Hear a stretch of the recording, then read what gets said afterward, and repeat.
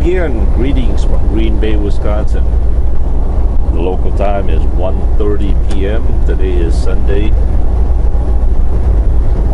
November 13, 2016. We are down to 23 miles to Little Chute, Wisconsin.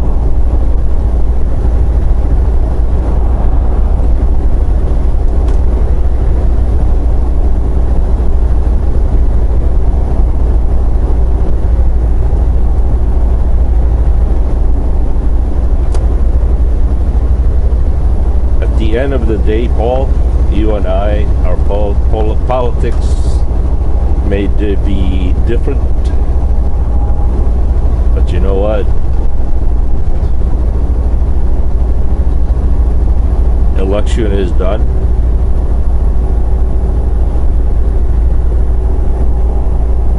Let the will of people, the will of people of this country just run its course. See where it takes us. Just like I was willing to give you guys the grace if Hillary won or any other candidate.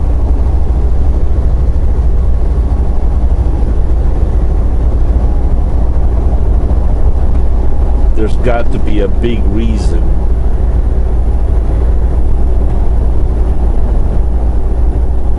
to why the people have chosen Donald Trump.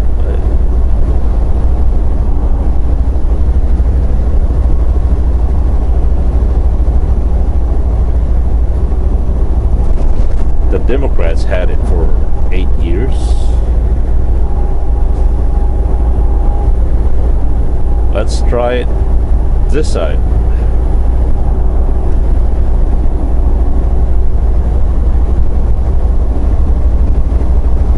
At the end of the day, democracy won, right? We all can agree on that.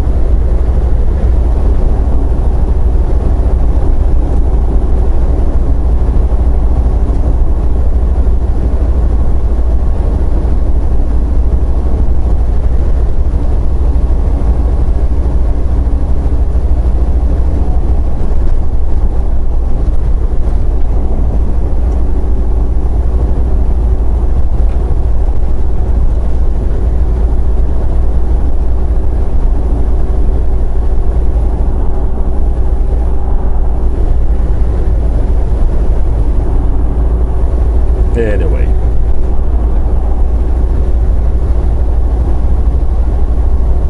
as you can see, it's a beautiful, beautiful day.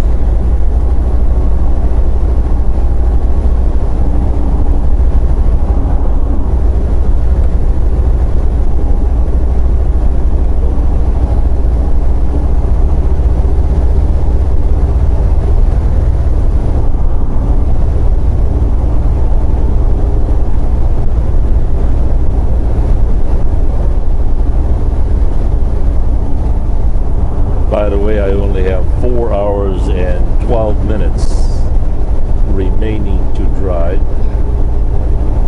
And I think I've got about maybe 6 to 6.5 hours available on my 14.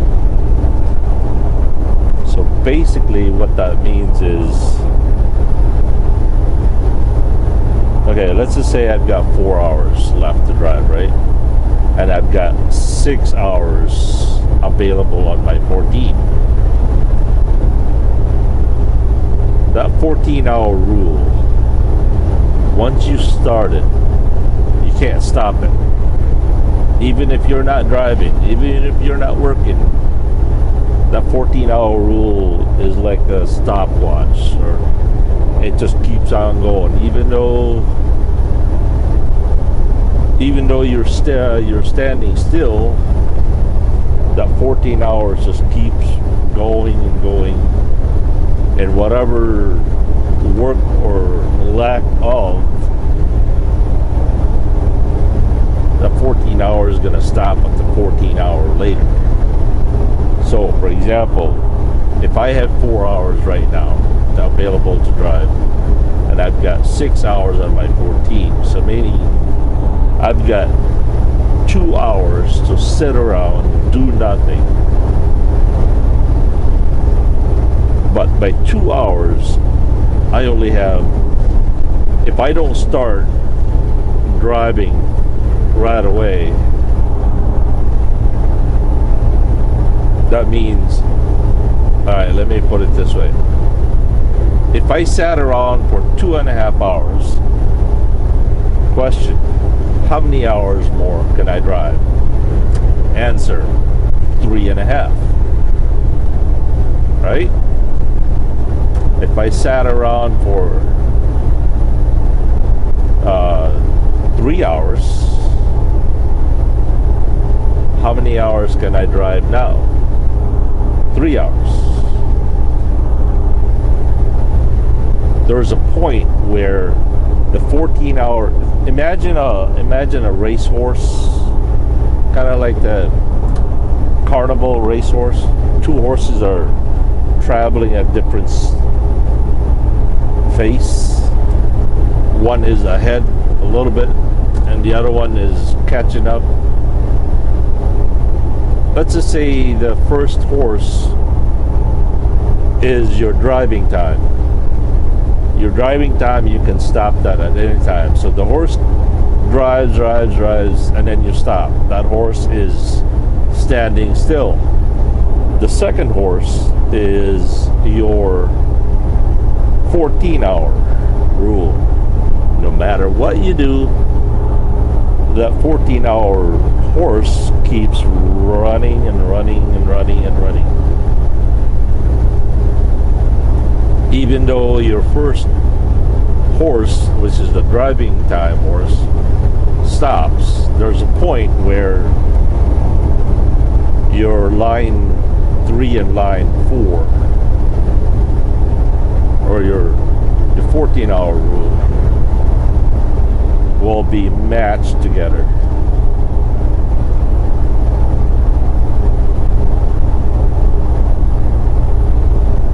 Another way to explain it is, let's just say you drove for 6 hours, but you sat around so long, now that your 14-hour rule is only 3 hours. Remember, you only drove for 6 hours. How many hours can you drive then? Well, you would say 5, because you're allowed to drive 11 hours. Nope. Because your 14-hour rule, you only have 2 hours remaining. So that's all the hours that you can drive. And it's 2 hours. Even though you've only been driving for 6 hours for that day, because you got stuck in traffic or sat around truck stops messing around. Now your 14-hour rule is only got 2 hours left, so that means you can only drive for 2 more hours.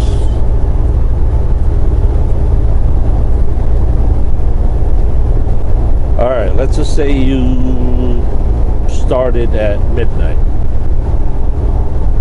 You drove for 1 hour. You have a full 14-hour and 11 hours.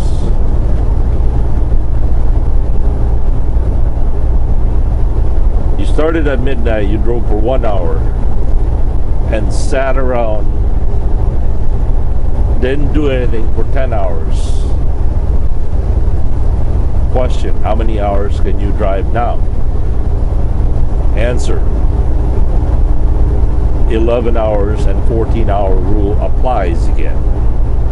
because you managed to sit for 10 hours solid.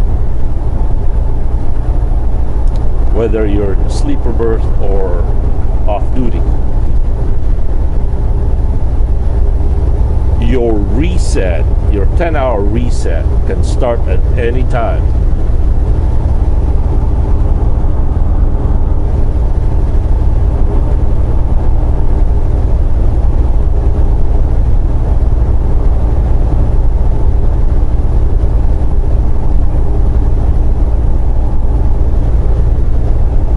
Another way to explain it is you drove for 1 hour, you docked your trailer, and it took them 9 hours to load you. What are you gonna do? You're gonna get up and drive, or because you're not really required. You're not required to be on duty for the whole time that you sat in the dock. You can go off duty or sleeper berth. Actually, sleeper berth. You can't be off duty, I think, because off duty means you're not in the truck. You can be on a sleeper berth. You can show a 15-minute unloading time and then go to the sleeper berth.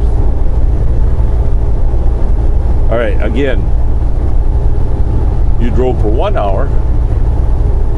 It took them 9 to 9.5 hours to load you. So what's the smartest thing to do? Start driving after they load you? Or you're just gonna wait for 30 more minutes to complete your 10-hour break? Then you're back to available driving is 11 hours, and you also have 14-hour rule. Quite confusing, isn't it?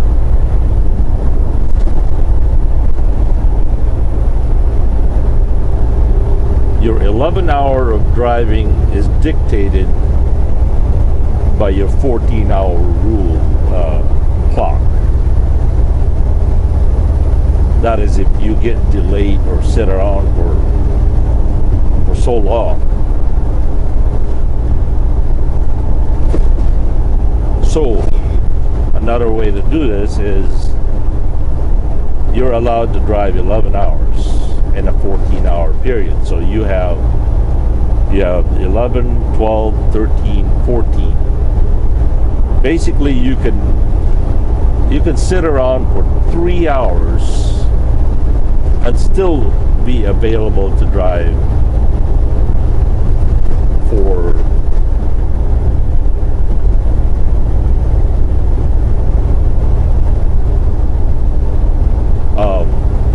you can sit around for 3 hours and still be available to drive for 11 hours. But anytime you go off duty or stop,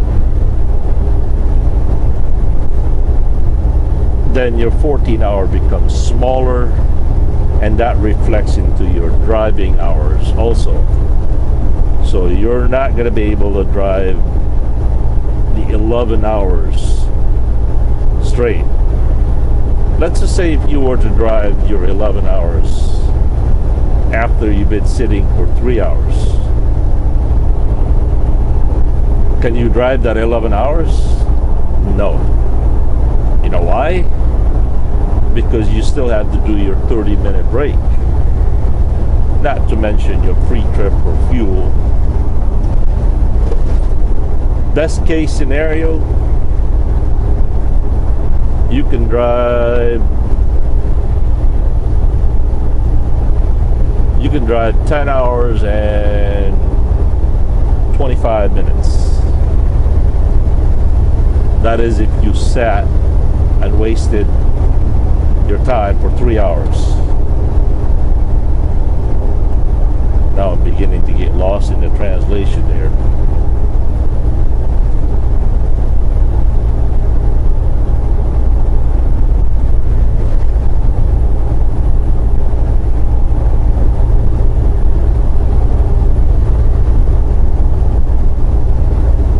then again, and the other explanation is,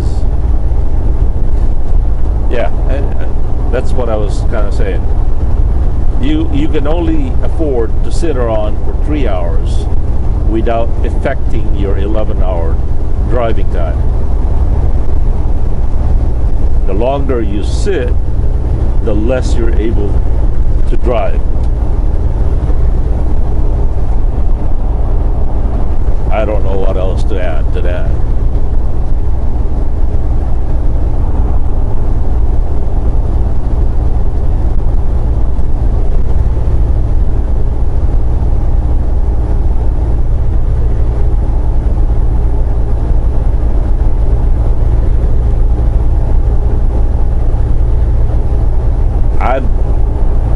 I've sat so long somewhere that 1 more hour or 30 more minutes or 2 hours more off duty would have completed my 10-hour break. So instead of getting up and go, I sat there to complete my 10-hour break. Let's just say I got loaded 9 hours later, 9.5 hours later. It would be quite dumb for anyone to start driving, right? And not complete this 10-hour break. But you know, I have done it before where, as I mentioned earlier this morning, that I sat for 9 hours and I'm ready to keep going because I'm anticipating of completing my 10-hour break, only to get a phone call from the dispatch saying, oh man, we need your help, you got to go pick up this load because this truck broke down or whatever, blah blah blah.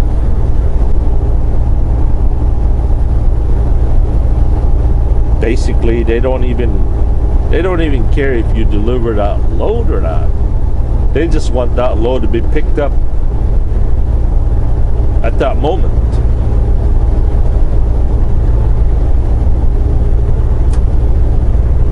Remember, companies do get graded by the shippers of the number of missed loads or late loads, especially the pickup loads or like these drop and hooks and stuff. There's a certain amount of time that these big companies are required to pick up these loads. And if you don't pick them up on time or a certain amount of time, the shipper has this scorecard, and big companies can't afford to have a negative scorecard on their pickup, on-time pickup or deliveries.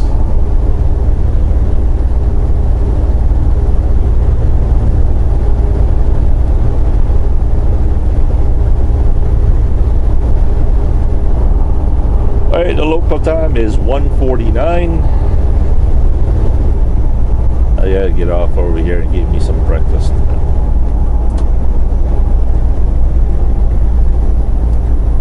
Or is it what they call Sunday brunch?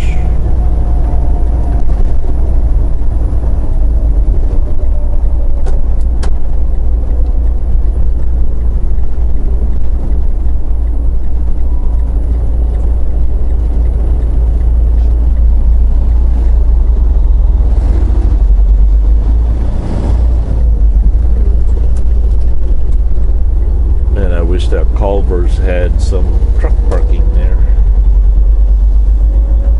I like their Alaskan cod, I think it's called.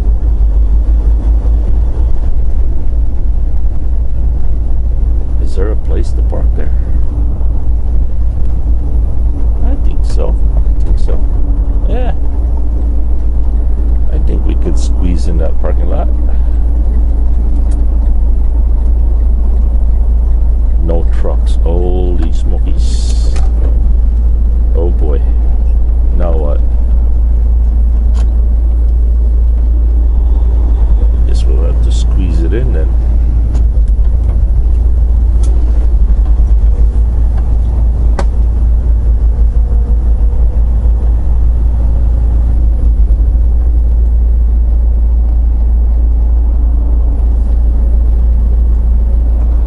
we'll be right back. Peace.